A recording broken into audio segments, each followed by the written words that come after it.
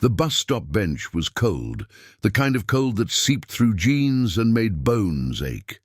Maria stood because sitting meant giving in, and she couldn't afford that. Not tonight, not after the day she'd had. Her phone buzzed in her pocket. Another notification she didn't want to see. The electric bill, overdue by 12 days now. She squeezed her eyes shut and counted to 5, a trick she'd learned in those early months after Diego left, when panic attacks came like clockwork at 3 a.m. The bus should have passed 7 minutes ago. She checked the schedule on her phone, then the tracking app. Nothing. The next one wouldn't come for 43 minutes. 43 minutes standing in the dark with the wind cutting through her work jacket. 43 minutes late to pick up Sophia from aftercare. 43 more minutes of the daycare worker's tight smile and pointed glance at the clock. She heard the car before she saw it. A Honda Civic, silver, with a small dent in the passenger door, the same one that had pulled over 3 times in the past 2 weeks. The window rolled down. Missed it again? His voice was gentle, not mocking. That was the strange part. Most people would have an edge to their tone by now, that mix of pity and judgment she'd learned to recognize. But Marco, she'd learned his name the second time, just sounded tired. Tired in the way she was tired, like he understood that missing a bus wasn't laziness. It was life piling up faster than you could sort through it. "I can wait," she said, pulling her jacket tighter. "For 40 minutes, in this wind." He shifted the car into park. "Sophia's probably wondering where you are." That got her attention. He remembered her daughter's name. She'd only mentioned it once in passing during their first conversation. Something about that detail that he'd held on to it made the wall she'd built crack just slightly. "The daycare closes at 7. It's 6:22.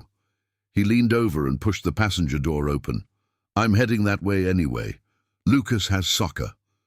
She hesitated, her hand on the cold metal of the door. Her mother's voice echoed in her mind. "Don't trust strangers." But Marco wasn't exactly a stranger anymore, was he? She'd seen him at the school 3 times, at the bus stop, in the grocery store once. He'd waved. His son Lucas was in the same grade as Sophia. Different class. She'd heard other parents mention him.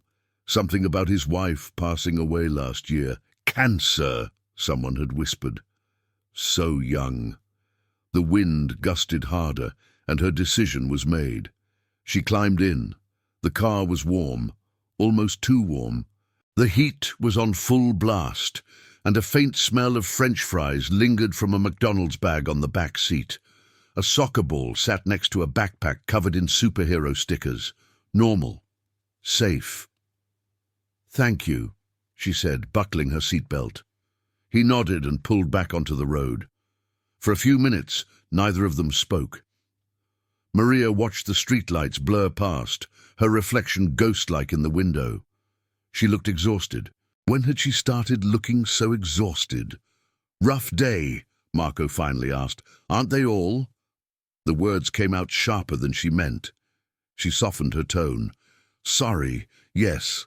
Rough day. Want to talk about it or—" "Not really." She paused. "My boss scheduled a meeting about my attendance patterns, which is corporate speak for you're late too often." "Are you?" "Late?"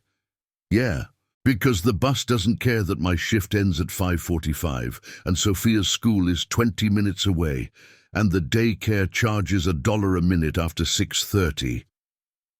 She was talking too fast now, the words spilling out. "And Diego stopped sending support 3 months ago because he lost his job. Except I saw on Facebook he bought a new motorcycle, so that's—" She stopped herself. "Sorry, you don't need to hear this." "It's okay." His voice was steady. "My son won't stop talking about wanting a dog. I keep explaining we can barely handle laundry and homework, but he's 8, so logic isn't exactly his strong suit yet." Maria laughed. Actually laughed. It surprised her. "Sophia wants a cat, a white one. She's very specific about it. Lucas wants a German shepherd, also very specific." They pulled up to the daycare just as the lights in the front office flickered. Mrs. Henderson, the evening coordinator, stood at the window with her arms crossed. Maria's stomach dropped. 6:28, Marco said, checking his watch. You made it. Barely. She unbuckled quickly. Thank you, really. Don't mention it. He was already looking at his phone, checking something. See you around. She wanted to say more, but Mrs. Henderson was watching, and Sophia was probably confused about why Mum was late again. She grabbed her bag and hurried inside. That night, after Sophia was asleep, Maria sat at the kitchen table with her laptop open, spreadsheet glowing blue in the dark. Bills on the left, income on the right. The math never worked. She'd been trying to make it work for 8 months now, ever since Diego left, ever since the court-ordered child support that rarely came, ever since she'd taken on the extra shifts at the clinic, only to discover that extra shifts meant more time away from Sophia, which meant more daycare fees, which meant more stress, which meant... Her phone buzzed. A text from an unknown number. Got your number from the school directory. Hope that's not weird. Just wanted to make sure you got in okay. She stared at the message. Marco. He'd looked her up. That should have been creepy, shouldn't it?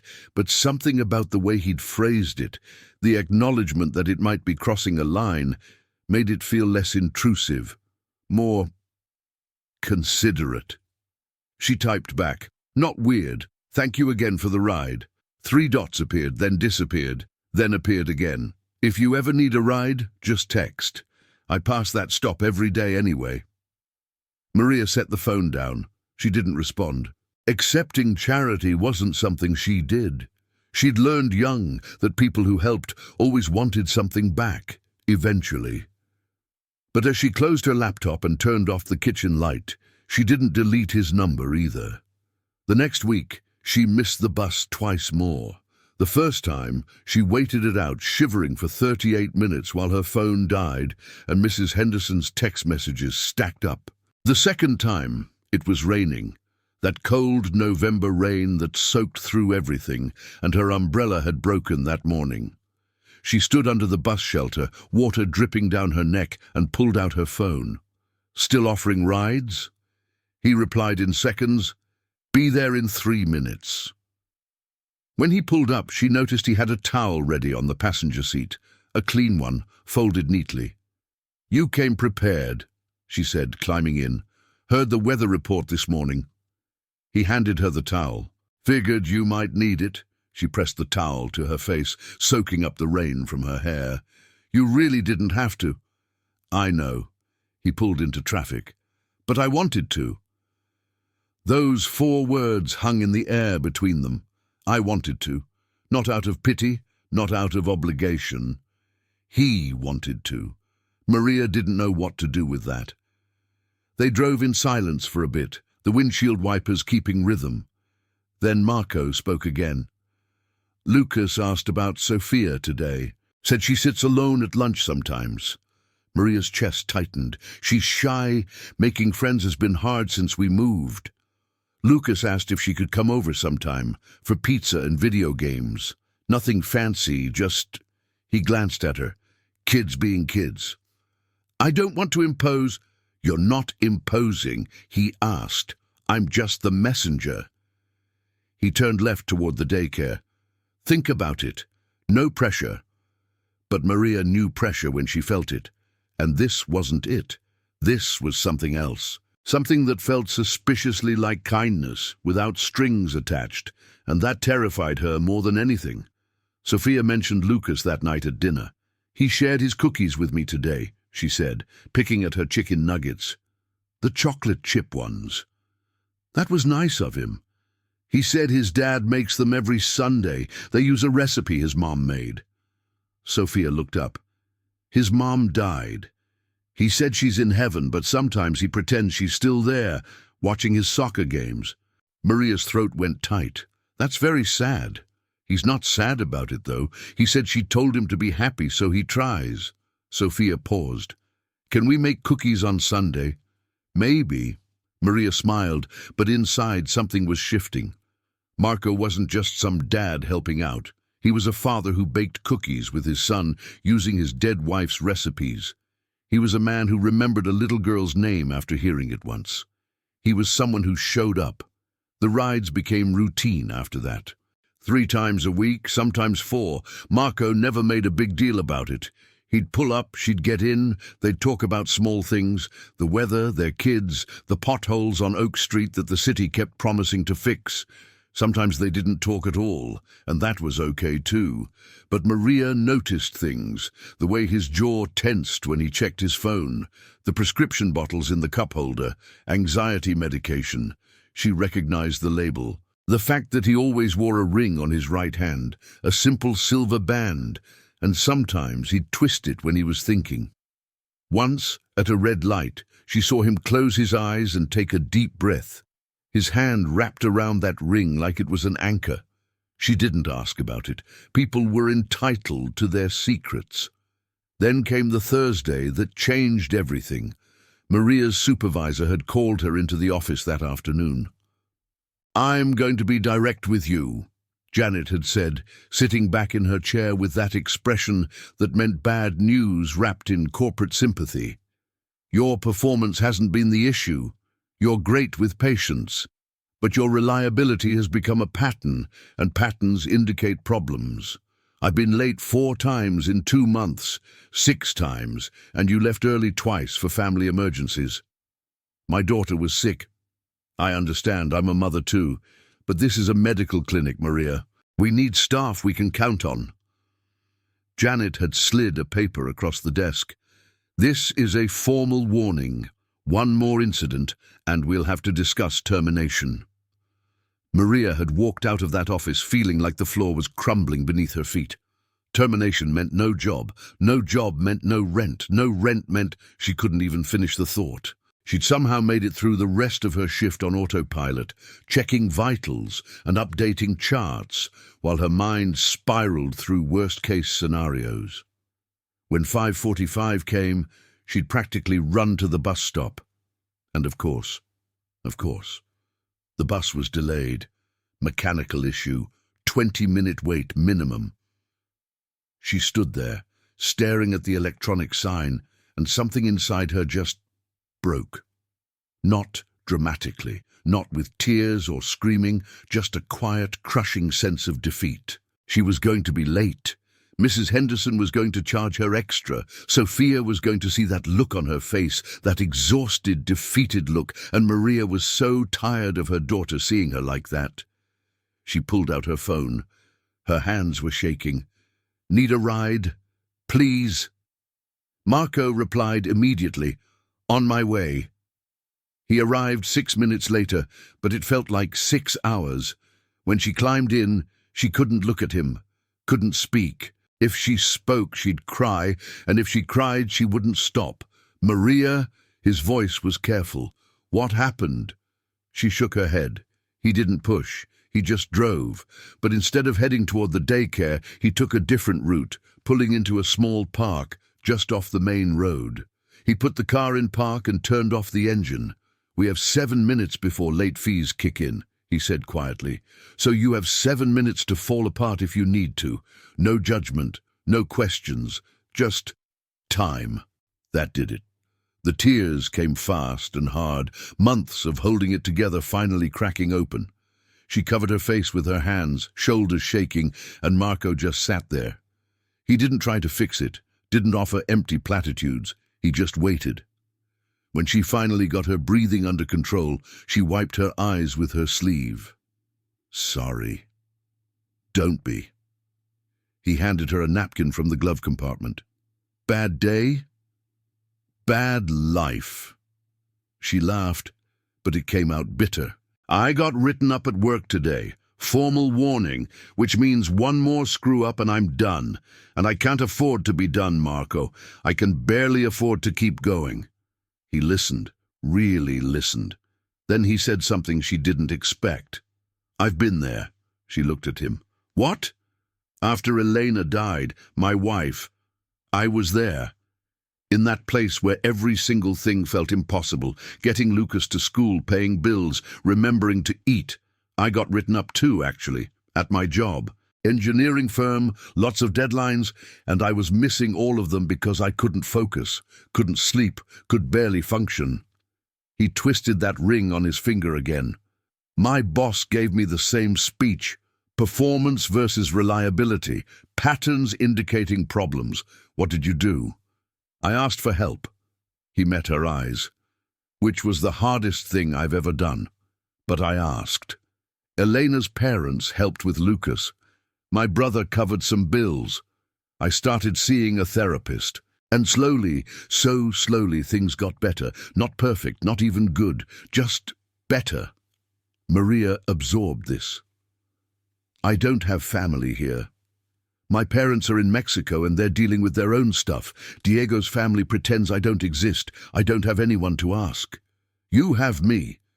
The words landed between them like something physical, heavy, real. I can't ask you to... You're not asking. I'm offering. He turned to face her fully. Look, I know what it's like to feel like you're drowning, and I know what it's like when someone throws you a lifeline. Let me be that. Please, for Sophia, if not for you.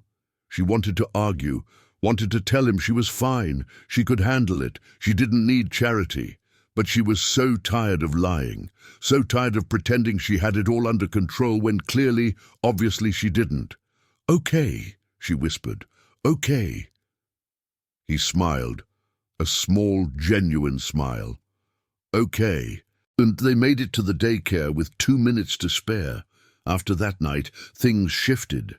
Marco started picking her up every day, not just when she missed the bus. He'd text her at 5:40, leaving now, see you in 10. And Maria stopped fighting it. She started timing her shifts to match his schedule, started letting Sophia go to Lucas's house for playdates, started accepting that maybe she didn't have to do this alone. The neighborhood noticed. Of course they noticed. Mrs.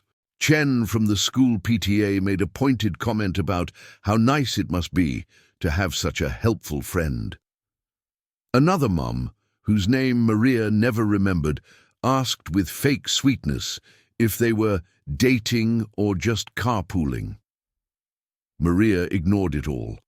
She'd learned long ago that people would talk no matter what she did, so she might as well do what made her life easier.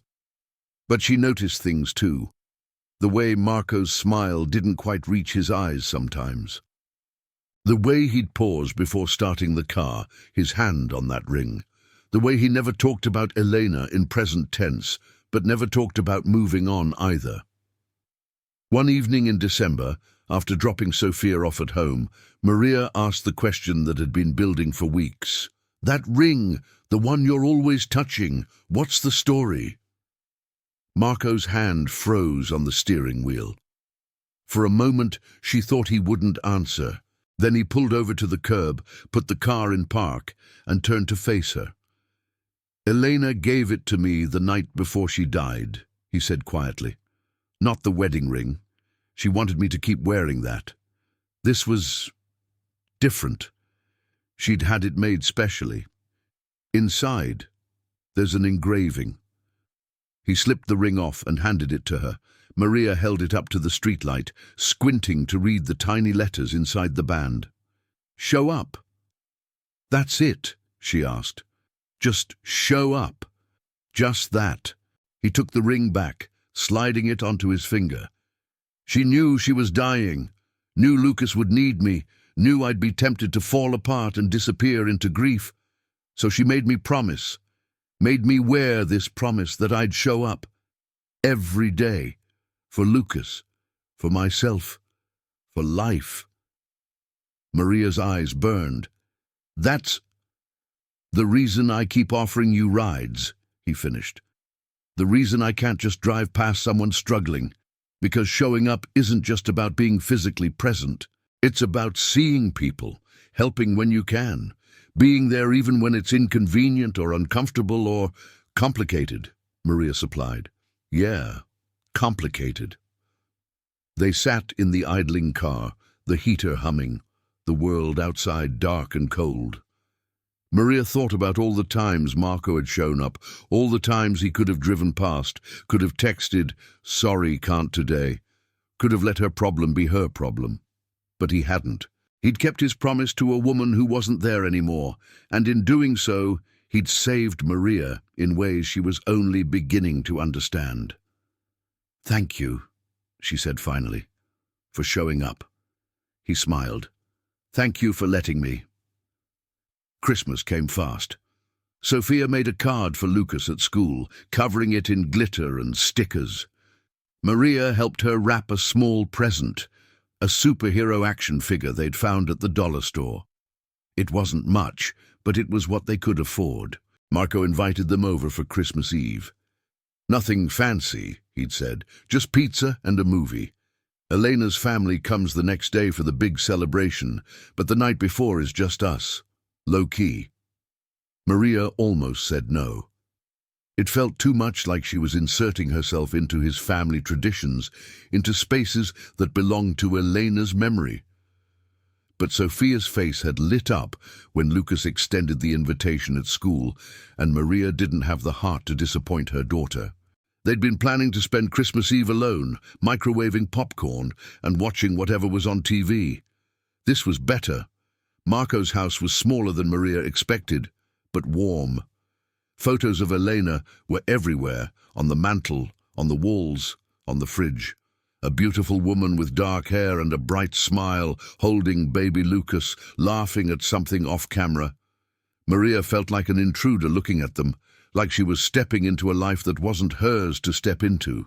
But Lucas was showing Sophia his room, and Marco was pulling a frozen pizza from the oven, and it all felt so normal, so safe. "She wouldn't have minded, you know," Marco said, noticing where Maria was looking.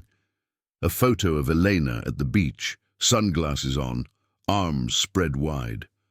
"What?" "You being here. Elena was always the first person to help someone, to invite people over, to make sure no one felt alone. She would have liked you." Maria's throat tightened. "I'm sure I would have liked her too." "You would have. Everyone did." He set the pizza on the table. Lucas, Sophia, food. They ate pizza and watched a Christmas movie. The kids fell asleep halfway through, curled up on the couch under a blanket. Marco carefully moved them to sleeping bags he'd set up in Lucas's room, then came back to the living room where Maria was cleaning up paper plates. "You don't have to do that," he said. "I want to." She smiled. "Fair trade for the pizza." They worked in comfortable silence, tidying up the remnants of the evening. When they finished, Marco poured 2 glasses of wine, cheap red wine from a bottle that had been opened too long, and they sat on the couch. "Can I ask you something?" Maria said after a while. "Anything." "Why me? Why show up for me, specifically? I mean, I'm grateful, but there are other people at that bus stop, other single parents struggling. Why did you choose to help me?" Marco considered this, swirling his wine. "Honestly, I don't know. Maybe because the first time I saw you there, you reminded me of me. That look in your eyes, like you're holding on by a thread but refusing to let go. Or maybe because Sophia and Lucas are the same age, and it felt like, I don't know, fate, coincidence, something." He paused. "But mostly because you didn't ask for help. You were determined to handle everything alone, and I recognize that, because that was me. And someone had to pull me out of that mindset, so maybe I'm paying it forward." "By wearing a ring," Maria said softly, "and keeping a promise." "Yeah, by showing up." They talked until almost midnight, about their childhoods, their failed relationships, their fears for their kids.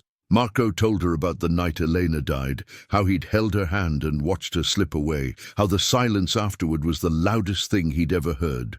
Maria told him about the morning Diego left, how she'd woken up to find half their savings gone, and a note saying he needed space to find himself. "Do you think you'll ever forgive him?" Marco asked. "I don't know. Maybe. But forgiving doesn't mean forgetting." She finished her wine. What about you?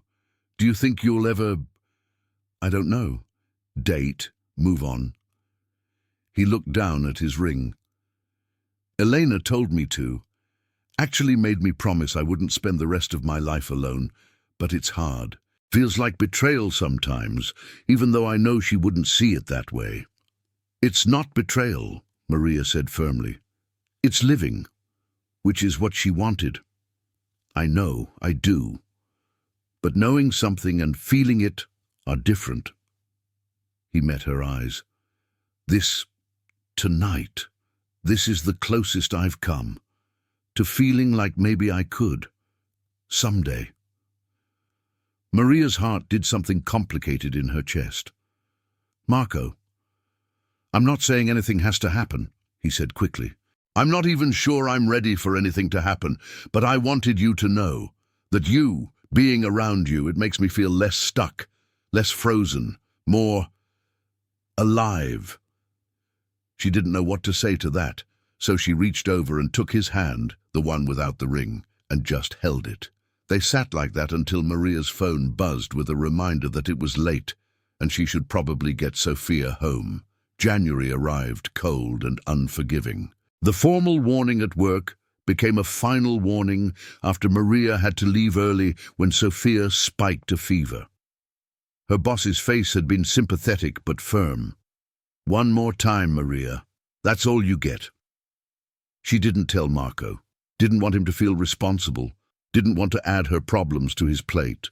But he noticed anyway. He always noticed. You've been quiet lately, he said one afternoon, driving her home. Just tired. Maria, she sighed. It's nothing. It's something.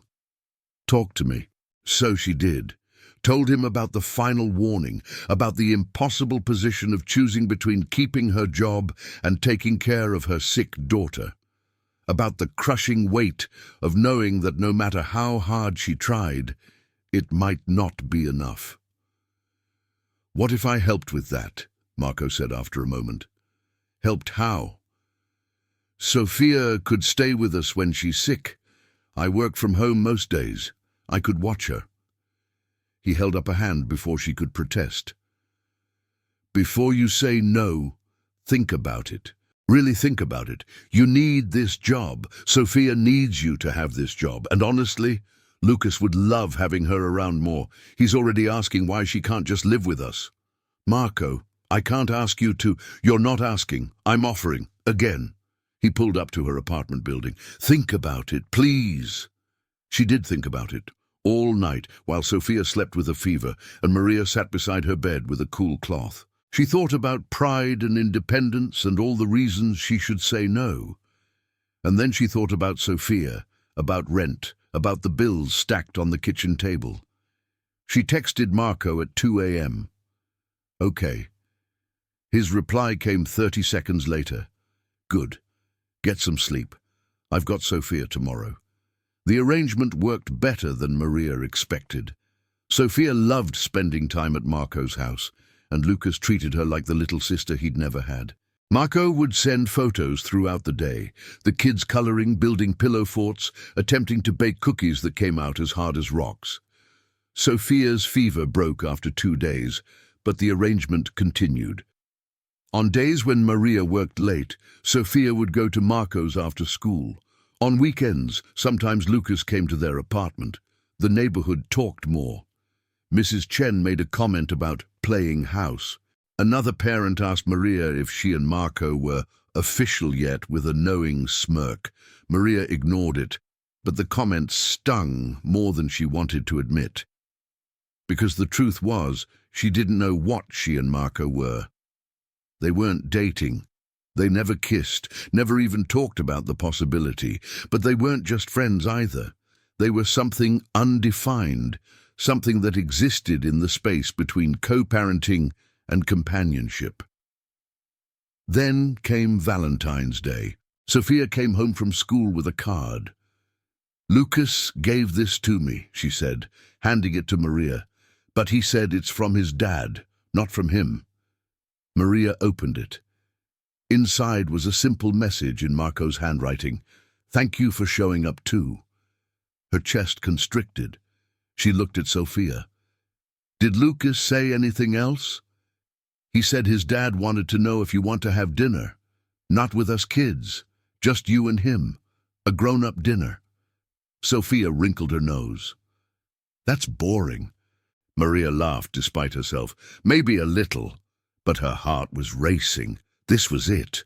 The line they'd been dancing around for months. Marco was asking her out. Actually asking. And she had to decide if she was ready to cross that line. She texted him that night, "Dinner sounds nice. When?" "Tomorrow. Lucas can spend the night at his grandparents'. Sophia could come too, if that's easier." Maria arranged for her neighbor, Mrs. Rodriguez, to watch Sophia. The older woman was delighted to help, especially after Maria explained it was for a date. "Finally," Mrs. Rodriguez had exclaimed, "that man has been making eyes at you for months." The restaurant Marco chose was quiet and cozy, a small Italian place downtown. Not fancy, but thoughtful. He wore a button-down shirt and Maria noticed he'd shaved. He looked nervous. "This is weird, right?" he said after they ordered. "It feels weird." "A little," Maria admitted. "But good weird." They talked about everything except the kids for once. About Maria's dreams before motherhood. She'd wanted to be a teacher. About Marco's job as an engineer, which he found satisfying but not passionate. About books and movies and the terrible reality TV shows they were both secretly addicted to. "I need to tell you something," Marco said eventually, his hand moving to his ring, the one Elena gave him. "About this. About what it means." "You don't have to." "I want to." He took a breath. "When Elena gave me this ring, she made me promise 3 things. Show up for life, show up for Lucas, and," he paused, "show up for love, if it found me again." Maria's breath caught. She knew I'd be tempted to close myself off, to make her the only love story I ever had. But she didn't want that. She made me promise, made me wear this promise, that I'd stay open, that I'd let myself feel again.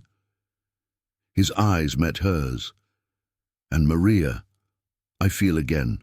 With you. Because of you." Tears pricked Maria's eyes. "I don't know how to do this, how to trust this. Every time I've trusted before, I know Diego hurt you. I know you're scared, but I'm not Diego. I'm not leaving. I'm not going to wake up one day and decide you're not worth the effort." He reached across the table and took her hand. "I'm all in, have been for a while. I just needed to make sure you knew this isn't casual for me. This isn't me passing time. This is real." Maria squeezed his hand. "It's real for me, too. Terrifying, but real." "Good," he smiled. "Then let's be terrified together." They left the restaurant holding hands, and when Marco walked her to her apartment door, he kissed her. Gentle, careful, asking permission with every movement. Maria kissed him back, pouring months of hope and fear and longing into that moment. When they pulled apart, both of them were smiling. "So," Marco said, "what now?" "Now we figure it out. Together." Maria touched his face. "One day at a time. One ride at a time. I can do that." He kissed her forehead. "I'm good at showing up." The next few months weren't perfect. Maria still struggled with work, still dealt with overdue bills and Diego's inconsistent child support.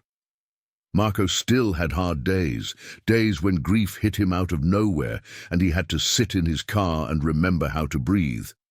But they had each other. They built something solid from the pieces of their broken lives.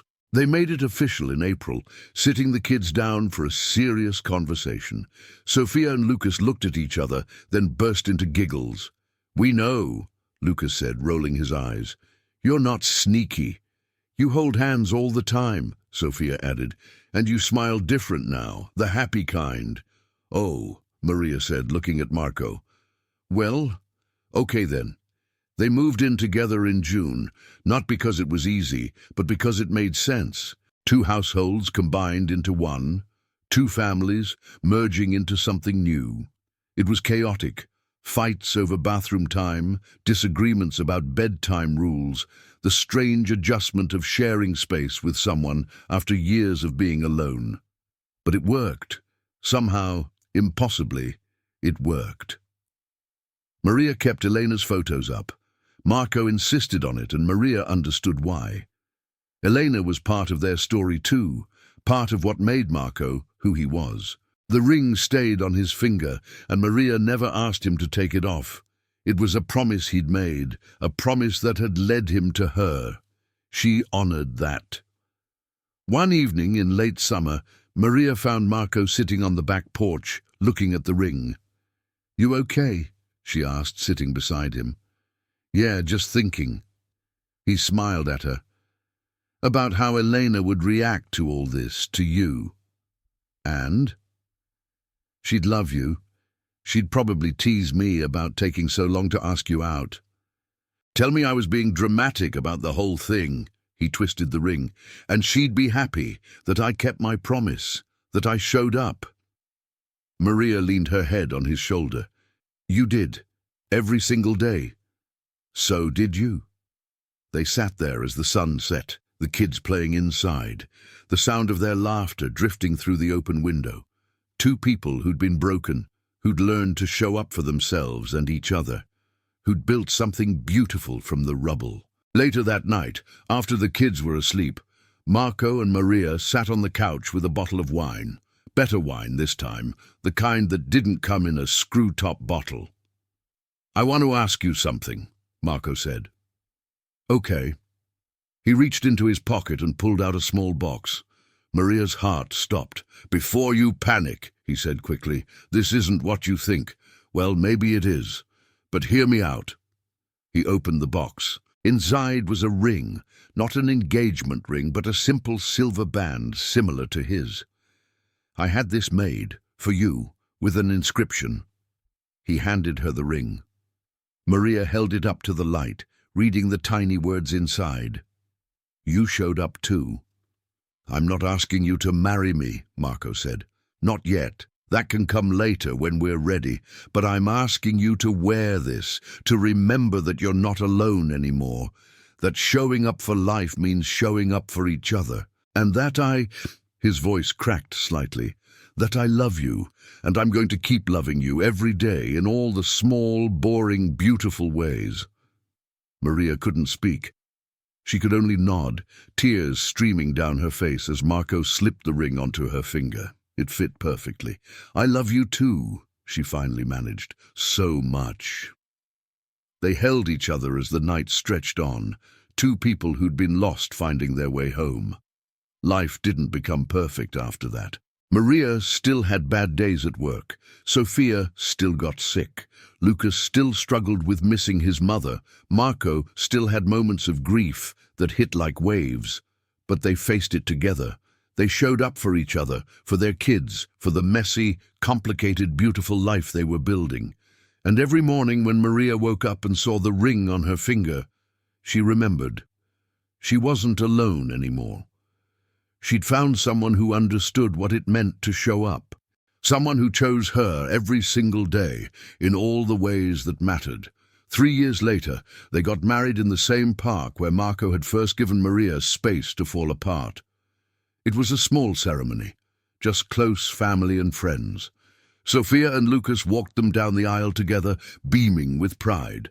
Elena's parents were there, smiling through tears, telling Maria how grateful they were that Marco had found love again. When Marco slipped the wedding ring onto Maria's finger, he whispered, "Thank you for letting me show up."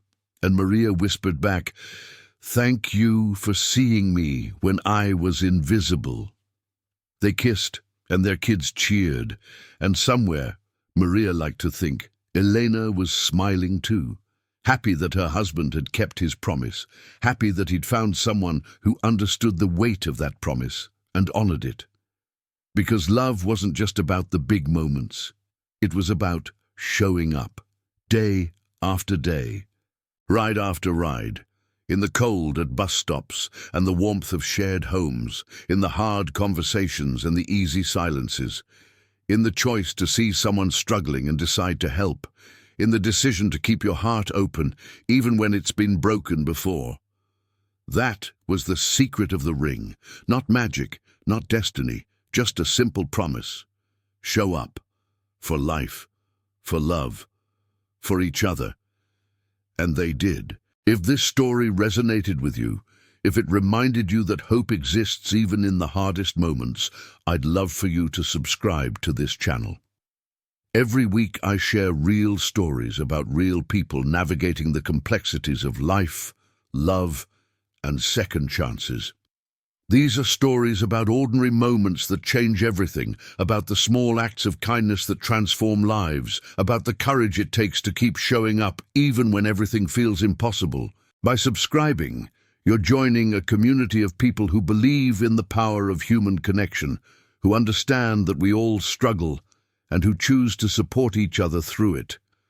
You'll get notified when new stories drop, and your subscription helps me continue creating content that matters, content that reminds us all that we're not alone in this messy, beautiful journey. So if you found yourself rooting for Maria and Marco, if you felt their struggles and celebrated their victories, hit that subscribe button. Let's keep showing up for these stories together. Let's keep believing that love, in all its forms, is worth fighting for. Thank you for being here. Thank you for listening. And remember, no matter what you're going through, you're never as alone as you feel. Someone out there is ready to show up for you too.